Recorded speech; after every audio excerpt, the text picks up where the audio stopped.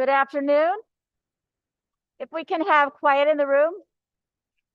If we can have quiet in the room. Thank you. Good afternoon. I'm Senator Julie Kushner, co-chair of the Labor and Public Employees Committee. And we are starting off the new session today with a full agenda. And so I will welcome all the members of the committee who are here. And I see we have a member on Zoom as well. So welcome all of you. And look forward to a productive session. Lot to do in a very little amount of time, but it's great to see everyone here today. I will ask if my co-chair would like to make opening remarks. I would. I just want to say welcome back, everybody, and I look forward to getting to work with everybody. Now I'll go to our ranking members. Senator Sampson. Thank you very much, Madam Chairman. I just say glad to be back and welcome everybody on the committee and the staff and guests and so forth. And I also want to just acknowledge our former House ranking member, Tim Ackert. Thank you very much for your service. And to welcome our new House ranking member, my good friend, Steve Weir.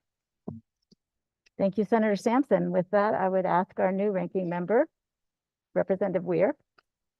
Thank you. I appreciate having the wisdom of Representative Ackert throughout the session, and I'm looking forward to creating good economic policy for the state of Connecticut as part of this group. Thank you.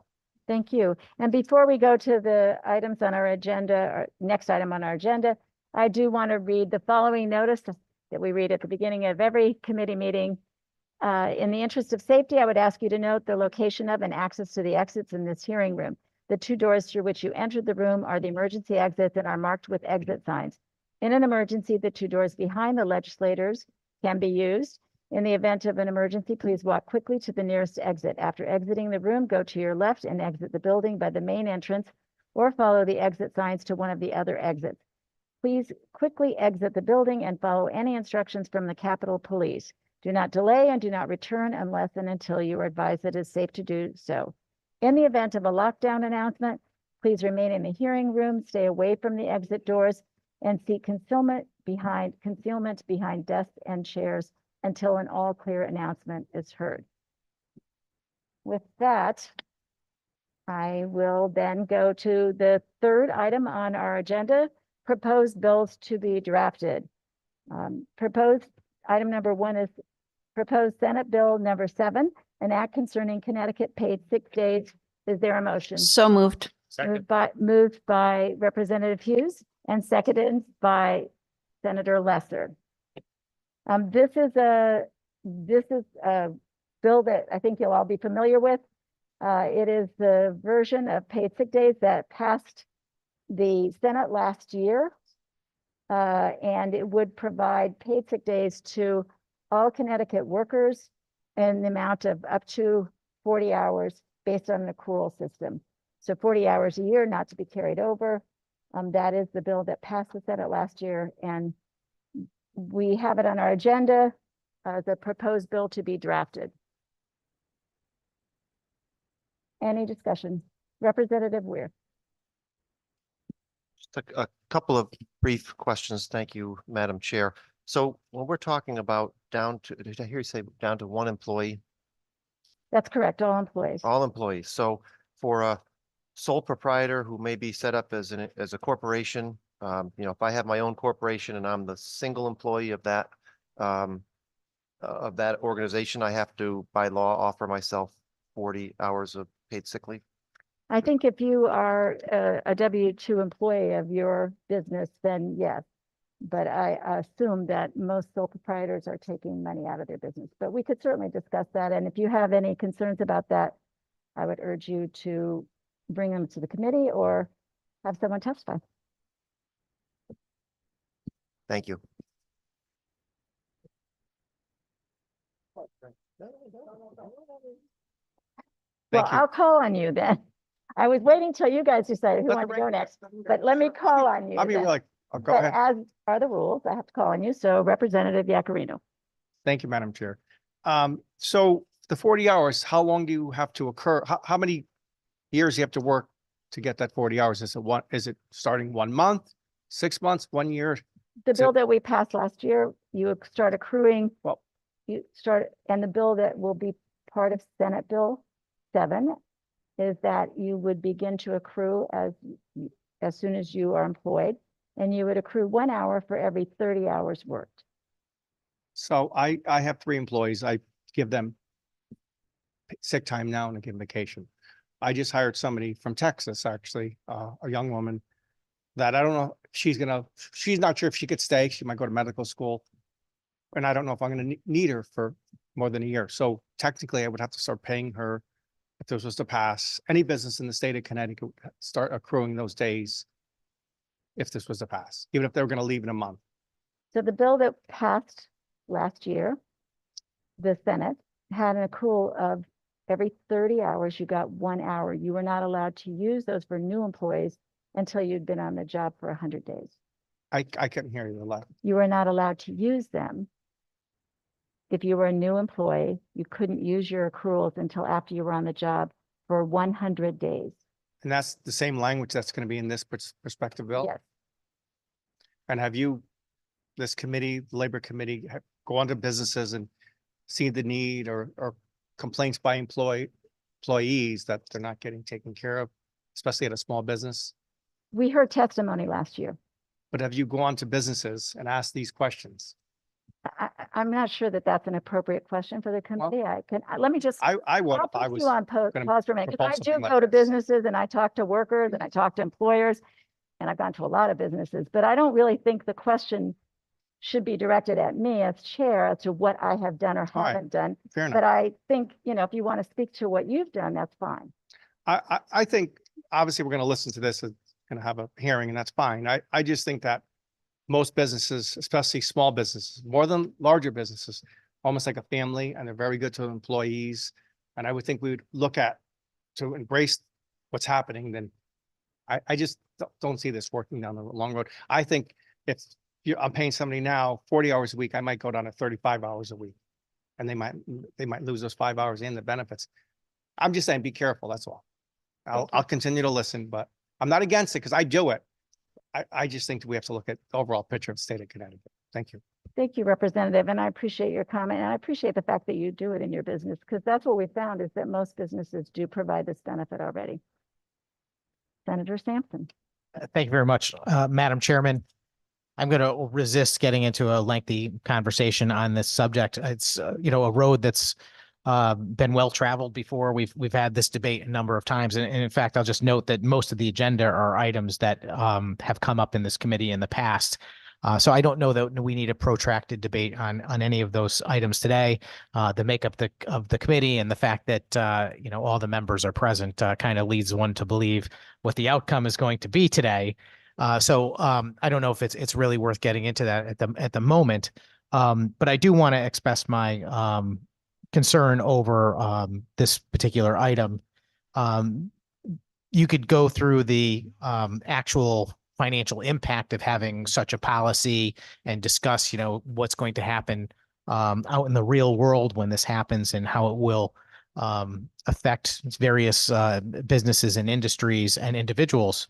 But I'll just say from a point of principle that the relationship and some of my colleagues that actually serve on the housing committee with me, we just left the housing committee. I made a very similar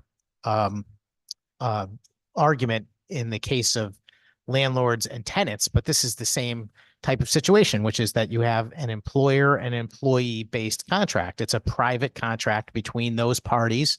In America, it's a freely negotiated contract where both sides get to engage in the conversation and determine what the job entails and how much the pay is and what other benefits exist and so forth. And every time the legislature interjects itself into that private relationship, we're upending the freedom of those parties to engage in commerce. And that ultimately impacts the amount of commerce that is done. It's damaging to an economy to provide regulations like this. And it is damaging not only to employers, which are clearly going to be impacted by this new requirement, it's also damaging to employees looking for work because of the opportunities that might be reduced by enacting such a policy. And I'd also add that it takes away the ability for an employee to negotiate benefits that they choose. I may want a different type of benefit as an employee negotiating with an employer than paid time off or paid sick days. I might want something entirely different. I might want more pay, or I might want, I might value the office that has a window. Who knows? But when we take away the freedom of the people that we come up here to represent, we are not doing them any favors. And I just want to make that abundantly clear, because the way these bills are always advertised as if they're to help people. We're helping people. We're doing such nice things for this community or that community, or we're going to fight back against evil corporations and benefit employees. That's not what's happening. What's happening is everyone is affected by these laws, and these laws take freedom away from everyone, employers and employees, to make their own decisions and make their own agreements for their own purposes and based on their own wishes. And I didn't mean to get long-winded, so I will leave it there. But a number of these bills on the agenda today have exactly the same problem. They are an interference in a private contract between free citizens, something we should never do. And I'll be a no on this one, Madam Chairman. Thank you, Senator Sampson. Any other questions or comments? Seeing none, then I will ask for, I assume you would like a roll call vote. Thank you. I will ask the clerk then to call the roll. A motion has been made and seconded for a roll call vote on agenda item 1, proposed bill, Senate Bill 7, an act concerning Connecticut paid sick days. The motion is the drafting of the proposed bill. Senator Kushner, Senator Kushner votes yes. Representative Sanchez, Representative Sanchez votes yes. Representative Wilson, Representative Wilson votes yes. Senator Cabrera, Senator Sampson, Sampson votes no. Representative Weir, Weir is no. Representative Ackert, Ackert is no. Representative Belton, Representative Belton votes yes. Representative Hall, Representative Hughes, Representative Hughes votes yes. Senator Lesser, Lesser votes yes. Representative Yakarino. Yakarino votes no. Thank you, Madam Chair. Thank you. We will be holding votes open, and I'll announce the time of holding them open at the end of the meeting. So moving on, we will go to item number 4 on the agenda, concepts to be raised. Item number 1 under agenda item 4 is an act expanding paid sick days in the state. Do I have a motion? Been moved by Representative Darrell Wilson, seconded by Representative Sanchez. Is there any discussion? Representative Weir. Madam Chair, is it possible just to get a brief explanation of these? I see the titles. I know we've seen some of these before, but just for my edification, Oh, sure. just in case something has changed from year to year, maybe just an overview of what we're going to be talking about. Thank you. Absolutely. Thank you for the reminder.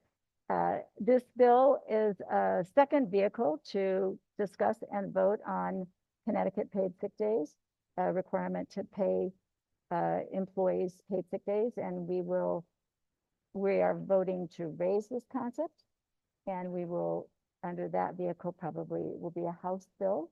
Not to be surprising, we often have both a House and a Senate bill on important issues, and so that is the purpose of having a concept raised here under item number 1.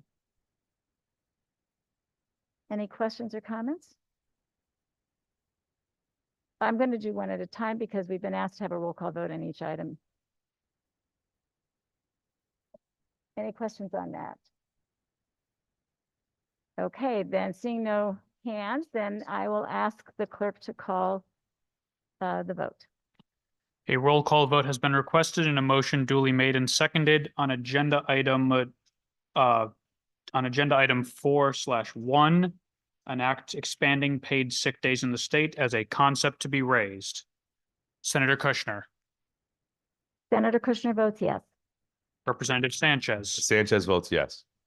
Representative Wilson, Representative Wilson votes yes. Senator Cabrera, Senator Sampson, Sampson is no. Representative Weir, Weir, no. Representative Ackert, No. Representative Belton, Belton votes yes. Representative Hall, Representative Hughes, Hughes votes yes. Senator Lesser, Lesser votes yes. Representative Yakarino. Yakarino votes no. Thank you, Madam Chair. Thank you. As mentioned before, we will be holding votes open. Item number 2, an act concerning one fair wage. Is there a motion? Second and Rep. Hughes. So it's moved by Representative Wilson and seconded by Representative Hughes. And this, I will give a brief description of this bill. Again, it is a bill that should be familiar to you. It's a concept that we will be raising to no longer have a tip credit, a sub-minimum wage for workers who receive tips in the state. Any questions or comments? Senator Sampson. Thank you, Madam Chairman. I'm just curious, who titles these concepts? Well, typically the committee. Okay. Is there a likelihood that when this is raised and drafted into a bill, it's also going to be entitled one fair wage?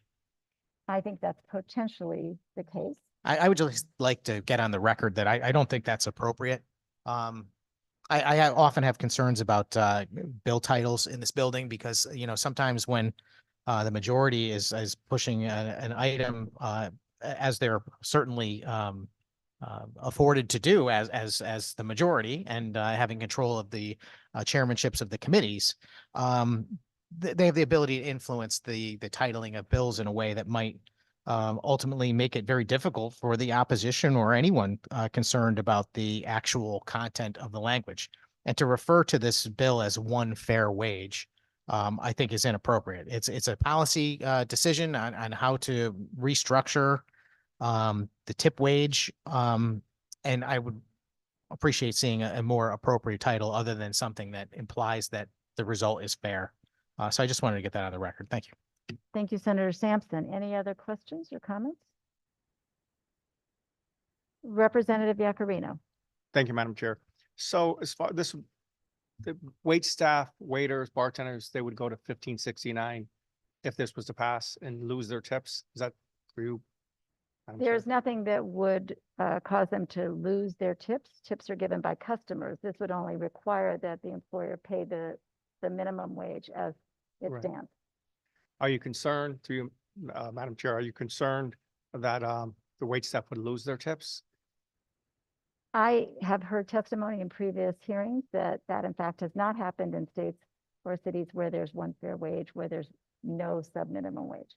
It's Sunday, this past Sunday, my wife and I went hiking Sleeping Giant on the Hamden side, Tuttle, coming back to North Haven. There were signs, must have been wait staff, don't take our tips away on people's lawns. I should have took a picture of it, but I'll go back this Sunday to hike.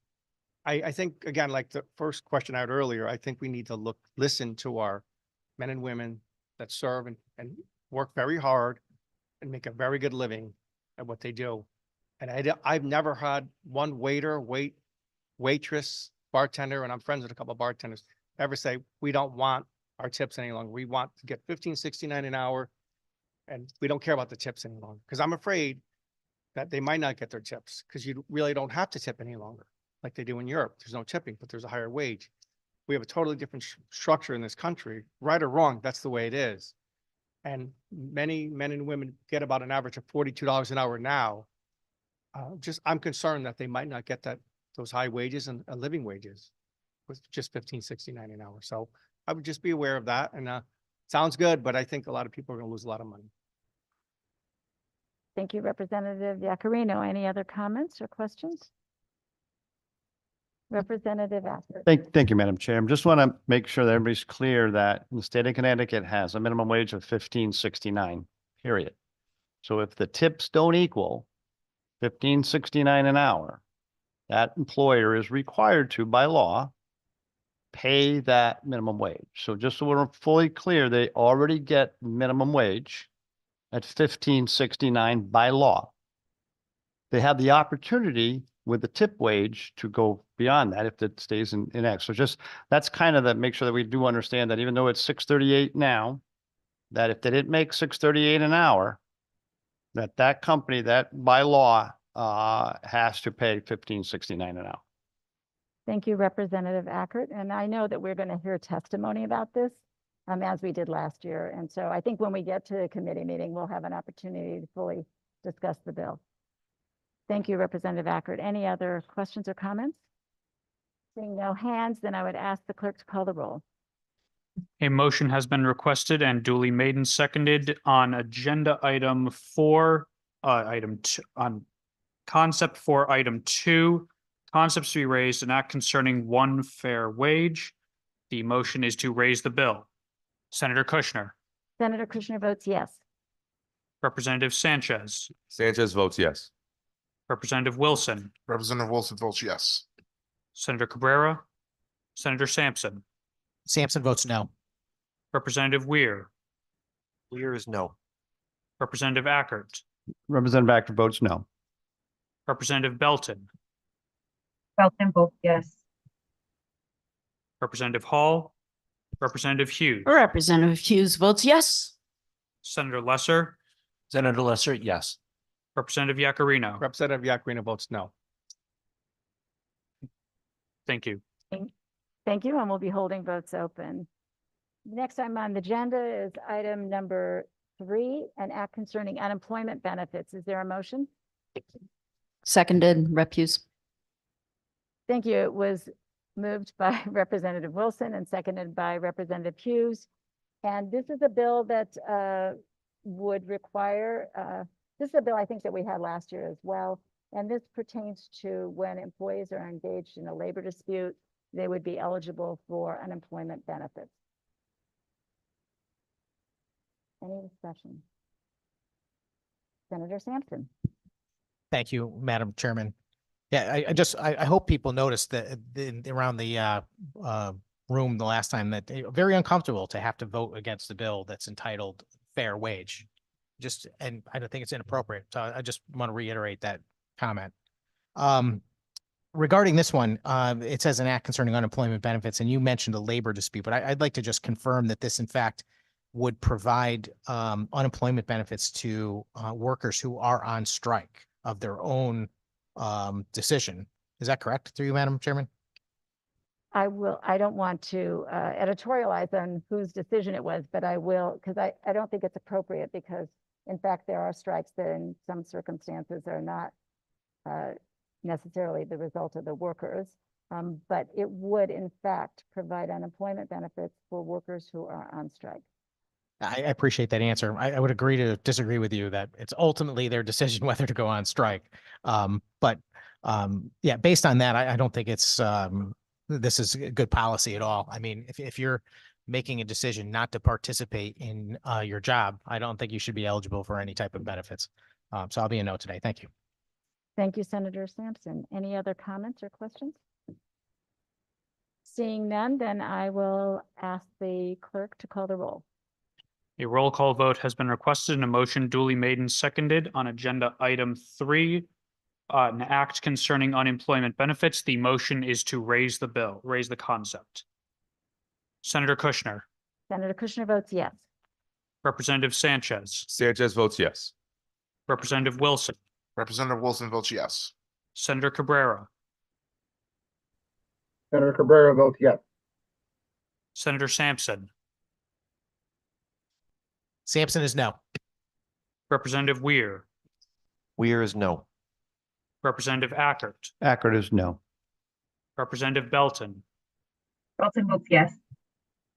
Representative Hall, Representative Hughes, Representative Hughes votes yes. Senator Lesser, Senator Lesser, yes.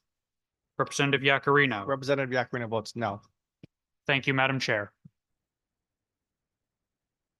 Thank you. We will be holding the votes open. Moving to item number 4, an act concerning revisions to the Paid Family Medical Leave Act. And I will ask for a motion. So moved. Moved by Representative Hughes and seconded by Representative Wilson. This is a bill that mostly will be technical in nature.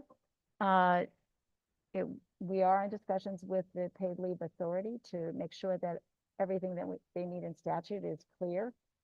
But there is one area that we discussed last year, got caught up and we didn't finish this bill last year, but it would be allowing the tribal members of our 2 federally recognized tribes to voluntarily participate in the program.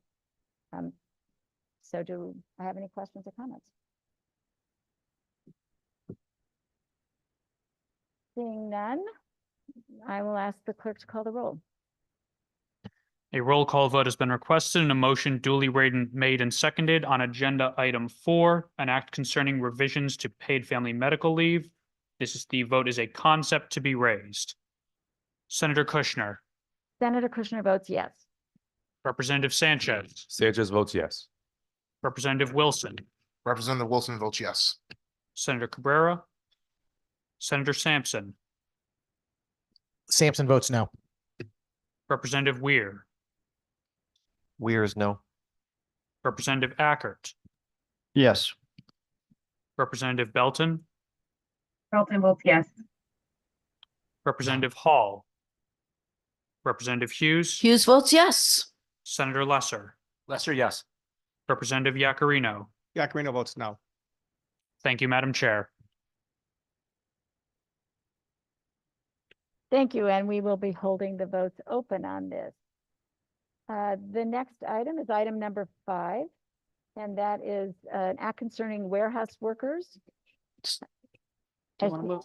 Seconded? It was moved by Representative Wilson, seconded by Representative Hughes. This is a bill that would require certain conditions for warehouse workers regarding breaks and time to use the facilities. Any questions? Representative Weir. Thank you, Madam Chair. And just briefly, I remember, not word for word, and I know things could change from year to year, but yeah, I guess conceptually it's concerning to me that we would carve out, warehouse workers versus another. Is there a reason why we focused on this particular industry versus, maybe a machine shop or grocery store? It just concerns me that we're kind of carving out and picking one industry over another and focusing on one industry over another. Thank you. Thank you for that question. I remember the testimony last year was very moving, that there have been recent developments in these large warehouse operations where employees are working in huge facilities and everything that all of the human resources aspects are being managed by applications on their phones. And in that regard, everything is timed in a way that we really haven't seen in recent years in other factories. And we have heard testimony in the past about the high incidence of accidents, according to their own OSHA reports with Connecticut OSHA. So I think that was the reason why this particular industry stood out. If there were other industries that moved in the same direction, obviously, we would want to take those into account as well. But I think to answer your question, it is a disturbing development in recent years in this particular type of industry. Okay, thank you. I look forward to the debate. Just if I, a couple industries that come to mind, a couple companies, if you look at some of the drivers, the logistics companies, those drivers for a couple decades have been, if you think of the larger parcel moving companies, maybe not the government controlled ones, but the private ones that focus on efficiency, really have been tracking statistics and timing and, to make sure that we receive our packages on time. And so I think, we want to, of course, safety comes number one. I don't recall safety being, so I'll go back and listen to the testimony and look forward to future testimony, but we want to be sure that we're being kind of fair and equal across the board and not focusing on one industry. So thank you. Thank you, Representative. Representative Ackert. Thank you, Madam Chair. And I do remember that lengthy conversation that we had on this bill last year. What strike me the most on that was that the people that actually worked in the warehouse, one was from the upper Midwest and the others were not identified.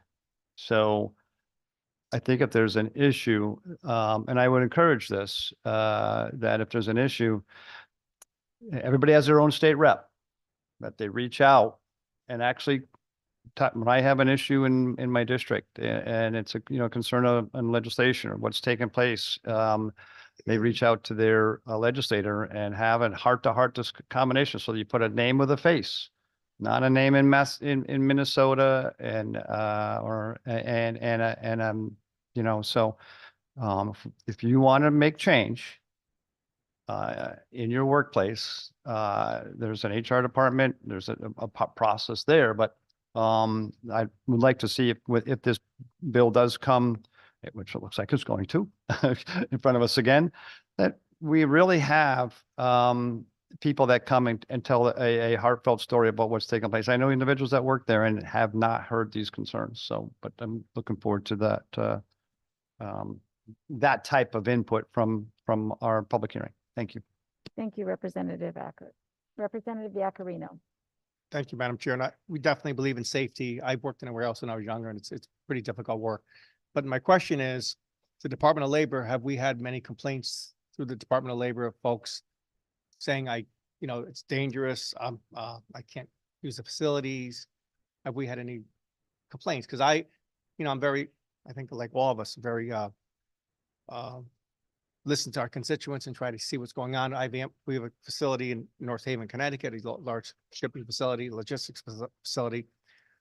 I haven't heard any complaints, but if there are any, we should know this, and we don't want anybody to get hurt or do something that's uncomfortable for them. So, as a chair of the committee, or maybe I could reach out to DOL if we had complaints that people are complaining that they're not being heard, they can't use the facilities, they're getting hurt, they're putting adverse conditions. Through you, Madam Chair. Representative Yakarino, we did have testimony last year, and it was about Connecticut OSHA, which is under the Department of Labor. And those were statistics that were shared with us about complaints that were filed and cases that were filed. So we've had those in Connecticut, just so, because we don't want to see anybody. They were uncomfortable. Connecticut. I get it. It was the Connecticut stat. All right. Well, thank you. I Okay. don't want that. Any other comments or questions? Seeing none, I'd ask the clerk to call the roll.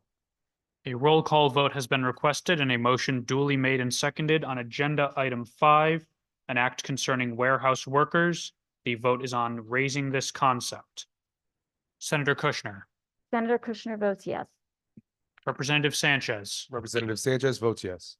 Representative Wilson, Representative Wilson votes yes. Senator Cabrera, Senator Sampson, Senator Sampson votes no.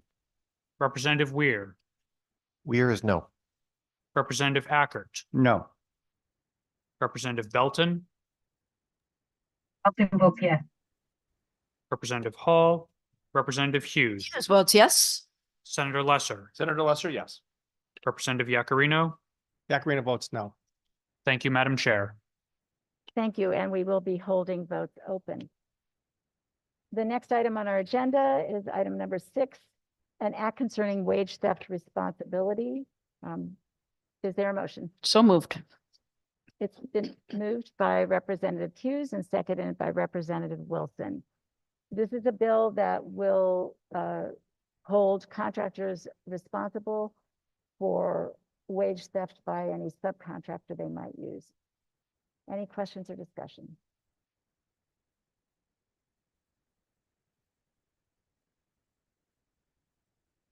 Senator Sampson. I guess I will take this one. Okay. Madam Chairman, I remember when we debated this the last time, I guess the concern was just, how this will play out in the real world. Because there's a lot of interaction between contractors, subcontractors, maybe a homeowner, maybe someone who's acting as a contractor as their role as the property owner. And I'm concerned that there might be some sort of confusion ultimately about who's responsible at some point. I'm trying to remember some of the individual circumstances that were discussed where this might become a difficult situation. But is there, are are we changing the amount of the penalty or anything like this, or it's simply going to make contractors now responsible for their subs through you? I believe the intent of this legislation was to make contractors responsible. But certainly when we draft the language before the hearing, we'll have a public hearing with fully drafted language, and we can certainly look at that issue. Yeah, my instinct is that what we ended up with for a bill in the last cycle, I did not support, because I felt that it was going to put some people in a situation where they might be held liable for something that wasn't really their responsibility. In an effort to try and work together with you on this, because I do think that it's very important that we hold contractors and subs responsible for things they really are responsible for. I will support the concept, but certainly no guarantee that I will support the final language unless we can come up with something that I think is possible. I think we could find a way to improve the current law without doing any further damage. So I will support it today. Thank you. Thank you, Senator Sampson. Representative Ackert. Thank you, Madam Chair. And I did not support the legislation last year. I'm looking forward to the same opportunity here to hear this. But I don't think it's, I don't ever, correct you, but I think it was the idea that the subcontractor had to make sure that their employers or they were the one that they had to satisfy it, not the contractor. But we'll see how this plays out in a public hearing and get down to that. My concern at the time was, in the day and age of getting a project done on time, like our schools or something that we care about getting done on time, that if a subcontractor, for whatever reason, is failed behind in their wages, they could hold the whole job up because an interior work on a job. And that's why my crust of the concern is that the next contractor that's lined up to do the work following that contractor, and that's being held up and probably in some cases pulled off the job because that's not good contractors, that it hurts the job overall. So I'm looking forward to that dialogue again at the public hearing. Thank you, Madam Chair. Thank you, Representative Ackert. Representative Weir. Just again, I do recall that discussion from last year. I hear the concerns of my colleagues. I know I voted no on this last year, and so I will be a no today, just until we can get to a point where it has changed significantly, where we're not to the point where we could be putting not only employers, but, workers down the line, at risk of, losing a paycheck or losing revenue because we focused on one person up the chain and affected everybody down the chain. So I'll be a no today and look forward to future discussion on this. Thank you. Any other questions or comments? Seeing none, then I will ask the clerk to call the roll. A roll call vote has been requested and a motion duly made and seconded on agenda item 6, an act concerning wage theft responsibility. The motion is to raise this as a concept. Senator Kushner, Senator Kushner votes yes. Representative Sanchez, Sanchez, yes. Representative Wilson, Representative Wilson votes yes. Senator Cabrera, Senator Sampson, Sampson is yes. Representative Ackert, Yes. Representative Weir, Oh, I'm gonna say. Weir is no. Representative Belton, Wilson's yes. Representative Hall, Representative Hughes, Representative Hughes votes yes. Senator Lesser, Senator Lesser, yes. Representative Yakarino. No. Thank you, Madam Chair. Thank you. And we'll be holding the vote open. The next item on the agenda, item number 7, is an act concerning a Family Medical Leave Act for non-certified school staff. Do I have a motion? Seconded. Moved by Representative Wilson and seconded by Representative Hughes. This is a bill that will provide for the Family Medical Leave Act to cover non-certified school staff. I believe we did have this bill again last year, and I know we did have it. I shouldn't say I believe we had it. It was something we discussed here last year and we had general support for in this committee, and I'd like to see us try and get it through the legislature this year. This is a bill that would require school employers districts to allow employees to take unpaid leaves of absence for serious illnesses of themselves or their families. And it guarantees that they would not lose their job if they're out up to 12 weeks. And so it is something that we have for other school employees, but for some reason, the non-certified school staff, meaning the people who work in the cafeterias and sometimes the janitorial services and sometimes the school bus drivers, depending on their employment relationships, are not covered by the FMLA. So hopefully this is something we would again have agreement on since we did last year. So having said that, I will ask if there's any comments or questions. If not, is there perhaps a voice vote? Okay, seeing no objection, then we would call, I would ask the clerk to, I guess I then call the voice vote. All those in favor say yes? Yes. All opposed? Any abstentions? The yeses have it, and that will move forward. Thank you.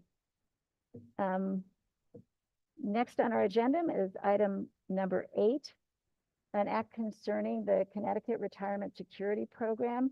Is there a motion? So moved. It was moved by Representative Hughes and seconded by Representative Wilson. This is a bill that would clarify and make some changes to our existing Connecticut Retirement Security Program.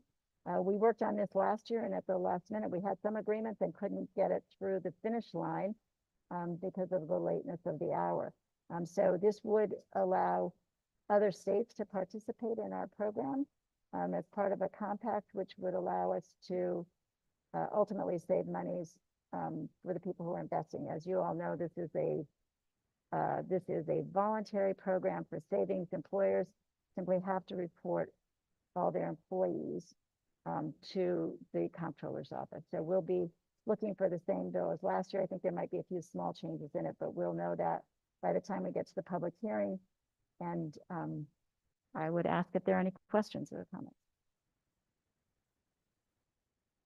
Senator Sampson. Thank you, Madam Chairman. I'm going to vote no today. I voted no on this proposal last time around, and I certainly did not support the creation of the Connecticut Retirement Security Program.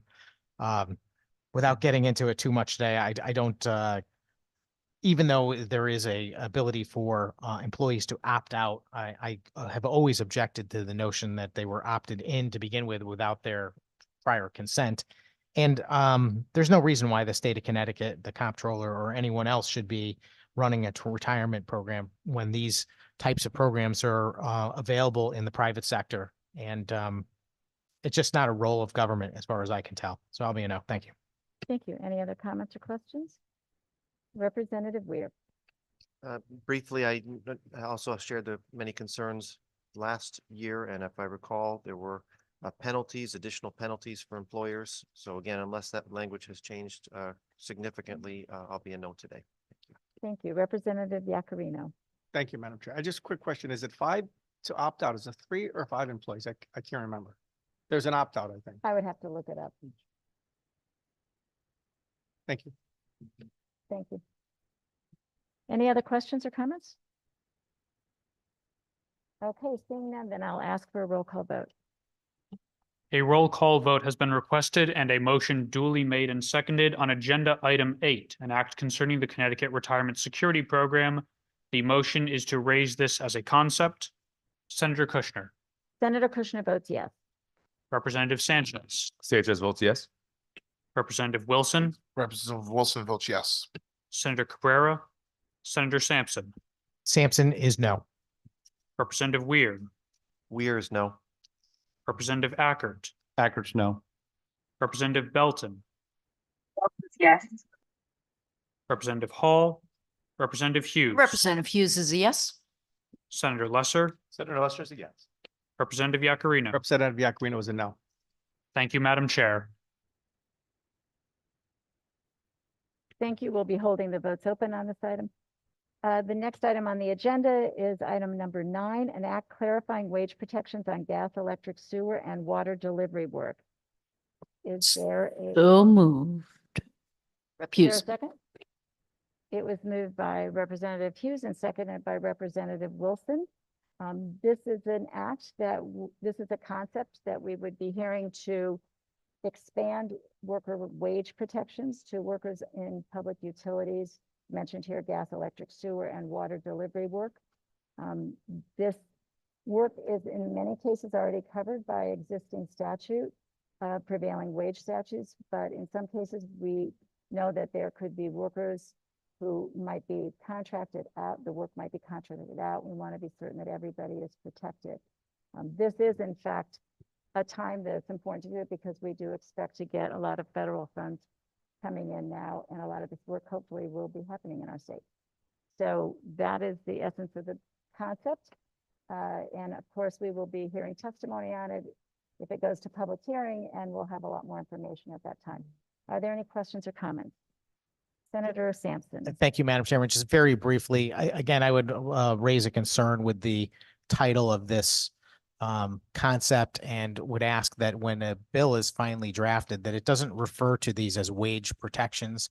Effectively, what we're doing is we're setting aside a class of workers and offering them a guaranteed rate of compensation, while others who are not part of that prevailing wage scheme are not eligible for the same quote unquote protections. So therefore, I don't consider them to be protections because that would imply that everyone is protected. So I'd like to see some of these titles come across with language that is more descriptive of what the policy change is rather than having any sort of types of bias or political meaning. And I'd just like to get that on the record. Thank you, Madam President or Madam Chairman. Thank you. Any other comments or questions? Representative Acker. Thank you, Madam Chair. You had mentioned there is current law now for this area, or you're talking about prevailing wage laws? I'm talking about current law that protects in utilities industries for prevailing wage. And that's in statute? I can check So these on. are publicly funded projects. Okay, so it's a publicly funded project. Absolutely. Okay. Okay, Thank you. I'll look. Any other comments or questions? Okay, seeing none, then I will ask the clerk to call the roll. A roll call vote has been requested and a motion duly made and seconded on agenda item 9, an act clarifying wage protections on gas, electric, sewer, and water delivery work. The motion is to raise this as a concept. Senator Kushner, Senator Kushner votes yes. Representative Sanchez, Rep. Sanchez votes yes. Representative Wilson, Rep. Wilson votes yes. Senator Cabrera,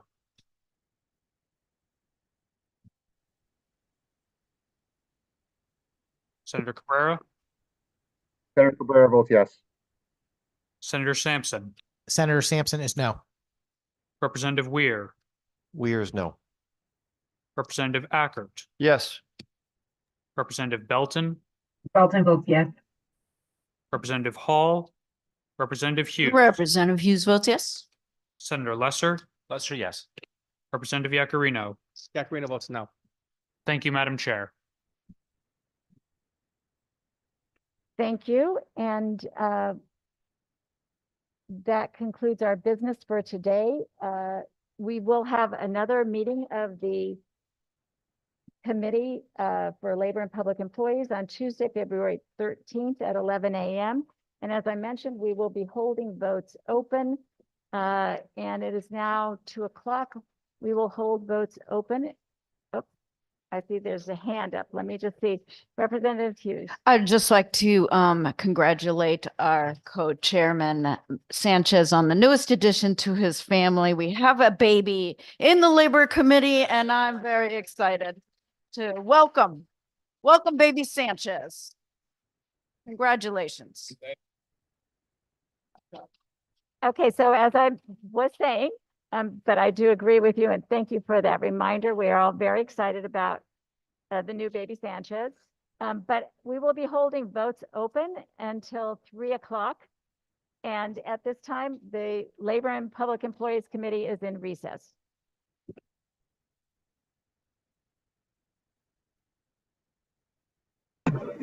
Senator Cabrera, I will have you in a second. Aye.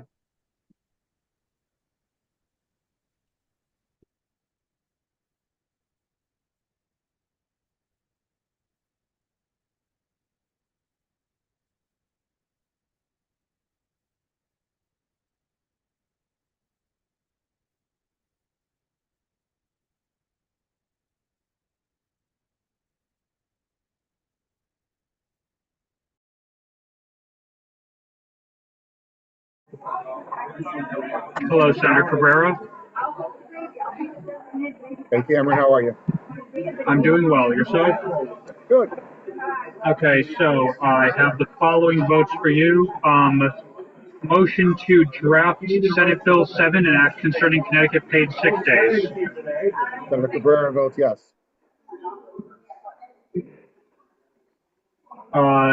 Agenda item 4, sub item 1, an act expanding paid sick days in the state, concept to be raised. Senator Cabrera votes yes. Agenda item 4, sub item 2, this is raising an act concerning one fair wage. Senator Cabrera votes yes. And I believe I have you on every other one. Let me just take a quick check. Here we go. Agenda item 4, sub item 4, an act concerning revisions to paid family medical leave. Senator Cabrera votes yes. Agenda item 4, sub item 5, this is raising an act concerning warehouse workers. Senator Cabrera votes yes. Agenda item 4, sub item 6, this is raising an act concerning wage theft responsibility. Senator Cabrera votes yes. Agenda item 7 was a voice vote. Agenda item 8, an act concerning the Connecticut Retirement Security Program, raising this. Senator Cabrera votes yes. And that is everything. Thank you, Senator. Thank you. Thanks, Cameron.